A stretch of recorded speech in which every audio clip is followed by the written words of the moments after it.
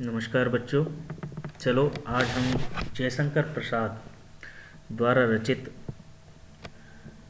चंद्रगुप्त नाटक में कार्नेलिया का गीत आता है कक्षा 12वीं के लिए, उसकी हम चर्चा करते हैं, उसके बारे में बातचीत करते हैं, उसको पढ़ते हैं। क्योंकि जयशंकर प्रसाद का एक स्कंदगुप्त जो नाटक है उससे हमने देवसेना का गीत पढ़ लिया था। अब हम जो बात करते हैं वो कार्नेलिया के गीत की बात करते हैं। कार्नेलिया का गीत है उसके बारे में हम बात करते हैं। तो देखिए, जयशंकर प्रसाद की दूसरी कविता यहाँ कार्नेलिया का गीत, जो प्रसाद के चंद्रगुप्त नाटक का एक प्रसिद्ध गीत है, चंद्रगुप्त नाटक का। अब तक जो पढ़ा हमने देवसेना का गीत वो स्कंदगुप्त नाटक का था, और यहाँ पर जो हम पढ़ने वाले हैं कार्नेलिया का गीत वह है चंद्रगुप्त नाटक का। कार्नेलिया सिकंदर के सेनापति सिल्यूकस की बेटी थी। सबसे पहले हम ये जान लें कि ये कार्नेलिया थी कौन, क्योंकि गीत किसका है? कार्नेलिया का है, यानी कि कार्नेलिया द्वारा गाया हुआ है। तो कार्नेलिया जो थी वो सिकंदर के सेनापति सिल्यूकस की बेटी। सिकंदर को महान कहा जाता है, सिकंदर महान। ठीक, वो दुनिया फतेह करने के लिए निकला था, पूरी विश्व विजय करने के लिए निकला था। तो उसके सेनापति सिल्यूकस, उसकी बेटी थी कार्नेलिया। तो सिंधु नदी के किनारे ग्रीक शिविर के पास वृक्ष के नीचे बैठी हुई है। और ये जो कार्नेलिया है इसका विवाह चंद्रगुप्त के साथ में हुआ था। यानी कि जब चंद्रगुप्त से प्रभावित हुआ से सिल्यूकस, उसकी मित्रता हो गई थी बाद में चंद्रगुप्त के साथ में, और चंद्रगुप्त के साथ में मित्रता तब हो गई तो कार्नेलिया का विवाह हो गया। यानी कि जो कार्नेलिया थी वो भारत की बहू बन गई, यानी कि भारतीय हो गई। तो वो जब भारत देश में बैठी हुई है, कहाँ पर? सिंधु के किनारे, सिंधु नदी के किनारे ग्रीक शिविर के पास में वृक्ष के नीचे बैठी हुई है, और कहती है, वो भारत की सुंदरता का वर्णन करती है। यानी कि जयशंकर प्रसाद ने कार्नेलिया के मुख से भारत की प्रशंसा का वर्णन करवाया है, भारत के सौंदर्य का वर्णन करवाया है। तो वो क्या कहती है कि सिंधु का यह मनोहर तट जैसे मेरी आंखों के सामने एक नया चित्रपट उपस्थित कर रहा है। इस वातावरण से धीरे धीरे उठती हुई प्रशांत स्निग्धता जैसे हृदय में घुस रही है। लंबी यात्रा करके जैसे मैं वहीं पहुंच गई हूं जहां के लिए चली थी। यह कितना निसर्ग सुंदर है, कितना रमणीय है। हाँ वह, आज वह भारतीय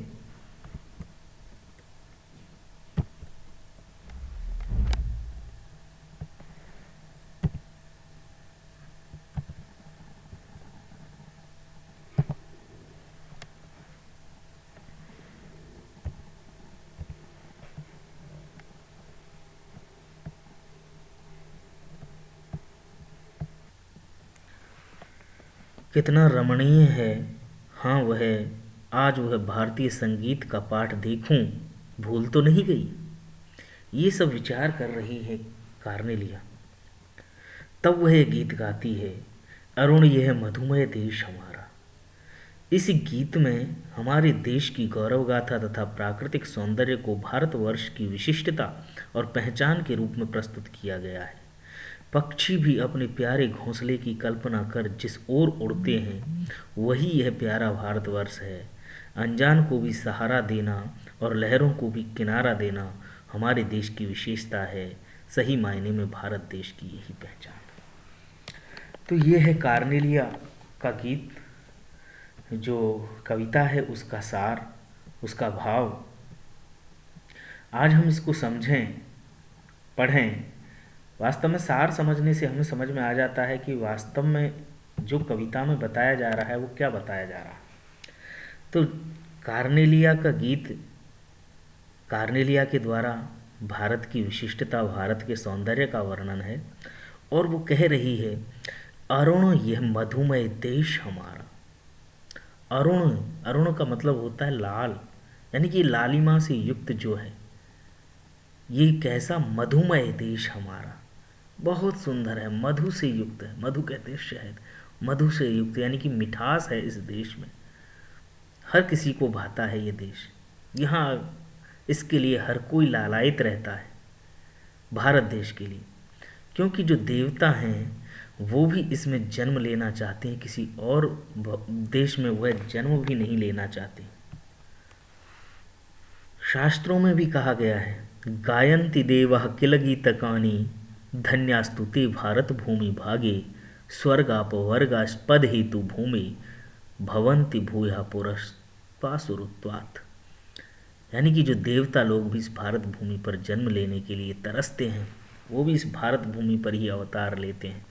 तो ऐसा देश है, तो फिर क्यों न सिल्यूकस की बेटी कार्नेलिया इस पर मोहित हुई है, इसीलिए वो यहाँ की इस भारत देश की होकर के रह गई और अब भारत की सौंदर्य का बखान कर रही हैं अपने द्वारा और कह रही हैं कि अरुण यह मधुमय देश हमारा, कि यह देश कैसा है, ये मधुमय मिठास से भरा हुआ देश है, जहाँ पहुँच अनजान क्षितिज को मिलता एक सहारा।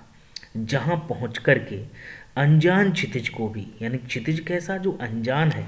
क्षितिज किसको बोलते हैं, पहले भी मैंने एक दो बार बताया होगा, कुछ बच्चे जानते भी होंगे। क्षितिज जहाँ धरती और आसमान का मिलन छोर जो होता है, वास्तव में ऐसा होता नहीं है, आभास होता है कि जहाँ पर धरती और आसमान मिल रहे हैं। यानी कि हम नज़र डालते हैं, दूर से देखते हैं तो एक जगह ऐसी दिखाई देती है जहाँ हमें ऐसा लगता है कि आसमान जो है वो धरती से मिल रहा है, उसको क्षितिज बोला जाता है। तो जहाँ पहुँच अनजान क्षितिज को मिलता है एक सहारा, यानी कि अनजान क्षितिज को भी एक सहारा मिल जाता है। यहाँ कहने का तात्पर्य यह है कि अनजाने लोग भी यहाँ अनजाने नहीं होते, अजनबी लोग भी अजनबी नहीं होते, यानी कि उन्हें भी यहाँ अपनापन मिलता है। सरस तामरस गर्भ विवाह पर नाच रही तरु शिखा मनोहर।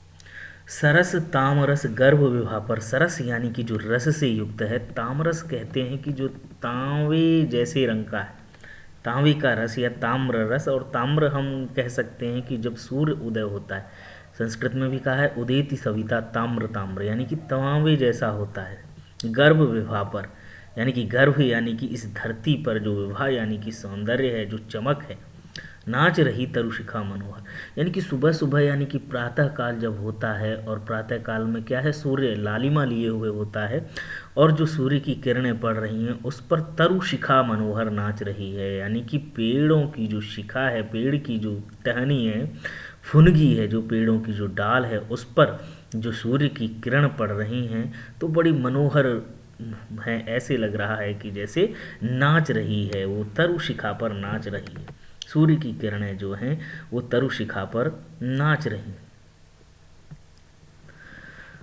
या इस तरह से भी समझ सकते हैं कि सरस तामरस गर्भ विवाह पर नाच रही तरुशिखा मनोहर, जो तरुशिखा है यानी कि वो भी नाच रही है, हिल रही है, हवा के झोंकों से वो हिल रही है। छिटका जीवन हरियाली पर, और जीवन हरियाली पर छिटका, यानी कि हरियाली बिखरी हुई पड़ी है। यानी कि इस देश को खनिजों का भंडार कहा जाता है, इस देश को सोने की चिड़िया ऐसे ही नहीं कहा जाता है। यानी कि यहाँ पर बहुत सारे धन धान्य से पूरित ये धरती हुआ करती थी, प्राचीन समय में तो और भी हुआ करती थी। तो छिटका जीवन हरियाली पर, और जीवन इसका हरियाली पर छिटका हुआ है, यानी कि हरियाली ही हरियाली है जहाँ पर भी नज़र डालो। मंगल कुमकुम सारा, और ऐसा लग रहा है कि जैसे मंगल कुमकुम, यानी कि मंगल कार्य में जो कुमकुम कार्य, कुमकुम कुमकुम बोलते हैं ना, कुमकुम सारा, जैसे कुमकुम छिटक गया हो, ऐसा लग रहा है। छिटका जीवन हरियाली पर, जैसे हरियाली रूपी कुमकुम छिटक रहा हो इधर उधर, मंगल कार्य के लिए, शुभ कार्य के लिए जिस कुमकुम का प्रयोग करते हैं वह छिटक गया, यानी कि हर जगह पर हरियाली ही हरियाली है। लघु सुर धनु से पंख पसारे शीतल मलय समीर सहारे। लघु यानी कि छोटे छोटे, सुर धनु, सुर कहते हैं देवता यानी कि इंद्र, धनु यानी कि धनुष, जो इंद्र धनुष जैसे, सुर धनु यानी कि यहाँ इंद्र धनुष का पर्यायवाची लेंगे। छोटे छोटे से पंख पसारे, शीतल मलय समीर सहारे, और शीतल मलय समीर, मलय कहते हैं मलय पर्वत की तरफ से जो समीर आती है, मलय यहाँ पर्वत का नाम है, और मलय समीर यानी कि हवा, मलय पर्वत की तरफ से जो हवा आ रही है, मलय मलय मलयानल बोला जाता है, मलयानिल, अनिल, अनिल हवा का पर्यायवाची, मलयानिल, या मलय समीर। तो लघु सुरु धनु से पंख पसारे, यानी कि छोटे छोटे इंद्रधनुष के जैसे शीतल मलय समीर सहारे। और जो शीतल मंद सुगंध लेकर के आते हैं मलय पर्वत की तरफ से, उड़ते खग जिस ओर मुँह किए। कौन? खग। खग उड़ते हैं जिसकी तरफ मुँह करके। समझ नीड़ निज प्यारा, जिसको प्यारा नीड़ समझ करके। नीड़ कहते हैं घोंसले के लिए, यानी कि परिंदों का जो घोंसला होता है उसको। तो जो पक्षी हैं वो भी क्या है, भारत की तरफ मुँह कर करके उड़ते हैं, यानी कि यहीं उनको आश्रय मिलता है, इस सुंदर से देश में ही आना चाहते हैं। बरसाती आंखों के बादल, बनते जहाँ भरी करुणा जल। इनका हमें शब्दार्थ की जगह पर भावार्थ ही समझेंगे तो ज़्यादा हमारे लिए रहेगा, ठीक रहेगा, क्योंकि जयशंकर प्रसाद हैं वो छायावादी कवि हैं, और छायावादी कवियों की ये विशेषता रही है कि उनमें शब्दार्थ पर उतना नहीं भावार्थ का महत्व होता है, क्योंकि वो जो कविता उन्होंने लिखी है वो शब्द के अर्थ को लेकर के नहीं लिखी, भाव को लेकर के लिखी है। और कवि का क्या भाव है वो शब्द में नहीं होता, उसका भाव समझना पड़ता है। तो इसलिए बरसाती आँखों के बादल, यानी कि बरसाती आँखों के बादल, आँखें बरसती रहती हैं, बनते जहाँ भरे करुणा जल। ऐसा लगता है कि जिस तरह से बरसाती आँखों के बादल, बरसाती आँखें कैसी, बरसाती यानी कि वर्षा ऋतु जैसी होती है, वर्षा में जिस तरह से बादल बरसते हैं वैसे ही आँखें बरसती रहती हैं। कब? बनते जहाँ भरे करुणा जल। वो कब बनते हैं? क्योंकि करुणा होती है, रहम दया जब होती है हृदय में, यानी कि हर किसी के लिए द्रवित हो जाते हैं ऐसे नयन, ऐसी आँखें जो किसी भी परेशान आदमी को देखती हैं, किसी भी दुखी को, दीनहीन को देखती हैं तो वो द्रवित हो जाती हैं, इसीलिए बरसाती आँखों के बादल कहा। लहरें टकराती अनंत की, और लहरें टकराती अनंत, अनंत यानी कि कहते हैं समुद्र के लिए अनंत, जिसका अंत ना हो। तो लहरें टकराती अनंत की, अनंत की लहरें कहाँ टकराती? पाकर जहाँ किनारा, भारत भूमि का किनारा पाकर के ही जहाँ टकराती हैं, यानी कि भारत भूमि पर आकर के रुक जाती हैं, ठहर जाती हैं। ऐसी भारत भूमि का वर्णन कर रही है कार्नेलिया, कह रही है, हेम कुंभले उषा सवेरे, भरती धुलकाती रुख मेरे। हेम कुंभ यानी कि हेम, हेम स्वर्ण का पर्यायवाची होता है। हेम कुंभ, कुंभ यानी कि घड़ा, यानी कि स्वर्ण कलश लेकर के उषा सवेरे, उषा, उषा आती है, उषा यानी कि प्रातःकाल, प्रातःकाल को बोलते हैं, सुबह को बोलते हैं।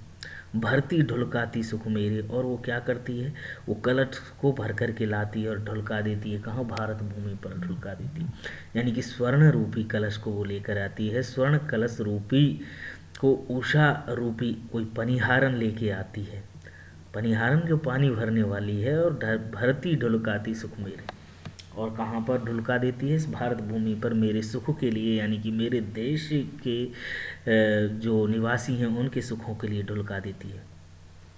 मदिर ऊँगते रहते जब जगकर रजनी भर तारा। मदिर, मदिर के कहते हैं मछोरे से जो अलस आ जाते हैं उसको बोलते हैं कि आलस आ गया। मदिर ऊँगते रहते हैं, ऊँगते मतलब ऊँघना कहते हैं कि जब नींद सी आती रहती है उन्हें। जब जगकर रजनी भर तारा, रजनी भर यानी कि रात भर, यानी कि रात भर जो तारे हैं वो जागे हैं, क्योंकि रात में चमकते हैं तारे, और सुबह क्या होता है, वो ऊँघते रहते हैं क्योंकि नींद आती है। जब हम रात को किसी कार्य से सो नहीं पाते तो सुबह हमें नींद आती है, हम ऊँघते रहते हैं। तो उसी की बात यहाँ कार्नेलिया भी कह रही है, उसकी सौंदर्य का वर्णन कर रही है कि वहाँ की उषा कैसी है, यानी कि प्रातः काल कैसा है, वहाँ का सवेरा कैसा है। वो ऐसा है कि जैसे स्वर्ण रूपी कलश में, यानी कि स्वर्ण कलश में वो क्या भर कर के लाती है, सुख भर कर के लाती है, और यहाँ आकर के ढुलका देती है। और यहाँ के तारे भी क्या है, रात भर जगमग जगमग करते रहते हैं, और सुबह वहाँ पर कैसे ऊँघते रहते हैं, उन तारों की बात कर। तो ऐसा वर्णन कार्नेलिया ने अपने गीत में किया है। कार्नेलिया कह रही हैं कि अरुण, यह मधुमय देश हमारा, कि यह देश कैसा है, ये मधुमय देश है, ये मिठास से भरा हुआ देश है। यहाँ पर अनजान व्यक्ति भी अपनत्व अपना समझा जाता है, वो भी अपने आप को अकेला और अजनबी महसूस नहीं करता। यहाँ की जो गर्भ विवाह है, यहाँ की जो पृथ्वी है, यहाँ की जो धरती है, वो कैसी है, वो ताम्रस से पूर्ण है और जिसमें बहुत प्रकार के खनिज हैं, भंडार हैं, और ऐसा लगता है कि जैसे यहाँ पर कोई तरुशिखा नाच रही है। हरियाली ही हरियाली देख करके ऐसा लगता है, यहाँ की हरियाली देख करके, क्योंकि ये धन धान्य से पूरित है, और ऐसा लगता है उसे देख करके कि मंगल कुमकुम बिखेर दिया गया। रूपक अलंकार का प्रयोग हुआ है पूरी कविता में, ज़्यादातर रूपी यानी कि मंगल रूपी कुमकुम बिखेर दिया गया है, हरियाली। लघु सुरधनु से पंख पसारे, शीतल मलय समीर सहारे, उड़ते उड़ते खग जिस ओर मुँह किए, समझ नीड़ निर्ज प्यारा। यानी कि छोटे छोटे जो पक्षी हैं वो कैसे अपनी पंखों को खोल करके ऐसे लगते हैं इंद्रधनुष के जैसे, और शीतल मलय समीर सहारे, जैसे वो शीतल मंद पवन सुगंध को लेकर के आ रहे हैं। बरसाती आंखों के बादल बनते जहाँ भरे करुणा जल, और आंखें यहाँ की ऐसी हैं, यानी कि लोग यहाँ के कैसे हैं, जो हर किसी के दुख में द्रवित हो जाने वाले हैं, करुणा भरे रहते हैं, करुणा जल उनमें रहता है। लहरें टकराती अनंत की पाकर जहाँ किनारा, और समुद्र की लहरें भी इससे टकरा करके ठहर जाती हैं। और सुबह का भी वर्णन करते हुए कार्नेलिया कहती है कि यहाँ की जो उषा है, यानी कि प्रातः है, यहाँ की जो सुबह है, वो कैसी है, जैसे वो सुखों का स्वर्ण कलश भर करके लाती है और यहाँ पर आकर के ढुलका देती है। ऐसे सौंदर्य, ऐसे वैशिष्ट्य का वर्णन यहाँ पर कार्नेलिया ने किया है कि यह हमारा देश कैसा है, मधुमय देश है, मिठास से भरा है। यहाँ के सौंदर्य का गुणगान करना हमारे लिए गर्व की बात है, ये कार्नेलिया कह रही है। और भारत की सौंदर्य के बारे में तो और भी कहा जाता है, भारत की विशेषताओं के बारे में और भी कहा जाता है। शास्त्रों में कहा गया, जैसा मैंने पहले बता दिया है, कि एतदेश प्रसूतस्य सकाशाद अग्रजन्मनः स्वं स्वं चरित्रम शिक्षेरन् पृथिव्याम सर्वमानवः। ठीक है, वैसे इससे मेल नहीं खाता है ये जो मैं बोल रहा हूँ, पर थोड़ा इसको अगर हम समझें तो यही है कि अगर किसी को अपने अपने चरित्र की शिक्षा लेनी है तो भारत देश के ऋषियों के चरणों में आकर के चरित्र की शिक्षा ले सकता है, क्योंकि भारत देश इतना महान है। भारत देश जगत गुरु, विश्व गुरु इसको कहा जाता है, क्योंकि इस देश के बारे में कहा जाता है कि बल में अकल में भूमंडल में चमका कभी सितारा था। कि बल में अकल में, बल में भी और अकल में भी, बल में अकल में भूमंडल में चमका कभी सितारा था, और गुरु मान पूजा भारत को विद्या का भंडारा था। और अमेरिका, जापान, चीन यहाँ विद्या पढ़ने आती थी और मेरे देश के ऋषियों के चरणों में शीश झुकाते थे। तो ऐसा यह देश है, और ऐसे देश का वर्णन, ऐसे देश का बखान, ऐसे देश के वैशिष्ट के बारे में यहाँ कार्नेलिया के द्वारा जयशंकर प्रसाद ने कहलवा दिया है। धन्य है प्रसाद जिन्होंने कार्नेलिया के मुख से ऐसी बातें कहलवा दी।